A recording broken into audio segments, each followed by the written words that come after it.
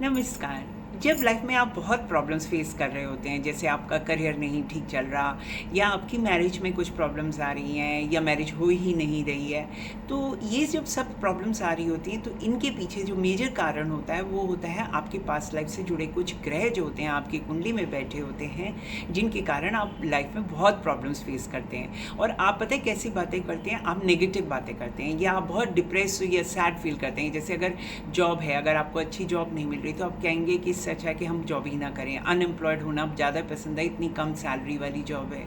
या बिजनेस में इतना कम फ़ायदा हो रहा है, रिटर्न्स नहीं अच्छी मिल रही, इन्वेस्टमेंट्स बहुत हो रही हैं, इतना धक्के खा रहे हैं और हमको कोई फ़ायदा नहीं हो रहा, तो आप कहेंगे इस बिज़नेस को करने का ही क्या फ़ायदा है। आपके मुख से ऐसे बातें कर निकलेंगी। और शादी है नहीं हो रही है तो आप कहेंगे कि जहाँ हमें कोई पसंद आता है तो वहाँ से ना हो जाती है, और जहाँ से करना नहीं चाहते वहाँ से हाँ हो रही है। तो इस टाइप की जो बातें होती हैं, ये जो चीज़ होती हैं, और आप जब अल्टीमेटली आपके एक बहुत सैड या कहेंगे नेगेटिव बात करते हैं, जो होगा जब होगा तो देखी जाएगी, हम देख लेंगे, नहीं होना तो नहीं होगा, आप आराम से पीछे स्टेप बैक कर लेते हैं। इस केस में सिर्फ ये होता है कि जब तक हम कर्म नहीं करेंगे कुछ नहीं होगा। हमारे ग्रह बैठे हुए हैं, ये आप नहीं बोल रहे, आपके जो ग्रह हैं वो बोल रहे हैं इतनी नेगेटिव, पर हमको तो उन्हें ठीक करना है। ज्योतिष के माध्यम से हम यही मैसेज दे रहे हैं कि ग्रह जो है हमें फिजिकल इंडिकेशंस भी देते हैं, बताते हैं कि वो हमारी कुंडली में ठीक नहीं है, और ये हम उनको करेक्ट कर सकते हैं और अपनी लाइफ को बहुत सुंदर बना सकते हैं अगर हम उस बात को समझ लें।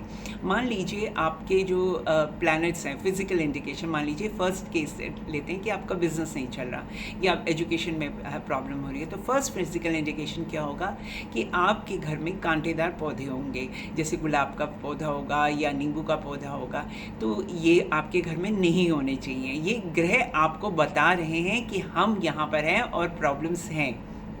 दूसरा, अब बुध के लिए आप बहुत बड़े उपाय करने के लिए बोलते हैं कि जेम स्टोन पन्ना पहन लीजिए या ये पूजा कीजिए। मैं ये कहती हूँ पहले वो बाद में कीजिएगा, बहुत बड़े बड़े उपाय बाद में कीजिएगा। सबसे पहले बुध को अच्छा करने के लिए है कि आप बुक्स को पढ़िए।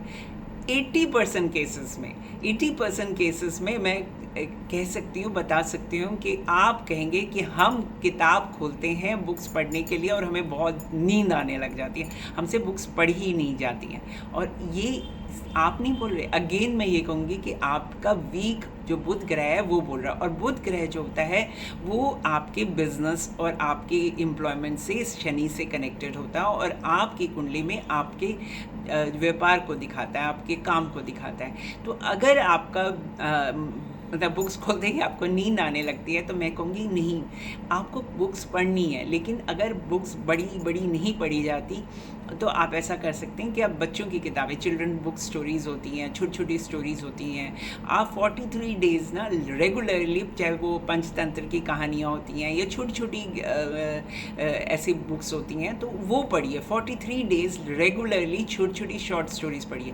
पर आप पढ़ेंगे तो बुध ग्रह जो है, बुक्स पढ़ना शुरू करेंगे तो आपका बुध ग्रह जो है वो बेटर होगा।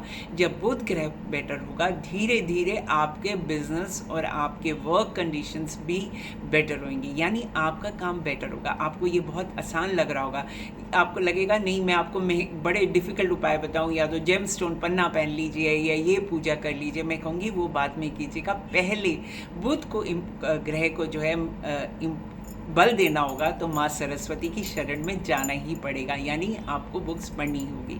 इतना छोटा सा एक उपाय कीजिए। और इसी तरह हम शादी और प्रॉब्लम्स के लिए भी छोटे छोटे उपाय और छोटी छोटी चीज़ों को ठीक करने की बात भी करेंगे अपने नेक्स्ट वीडियो में।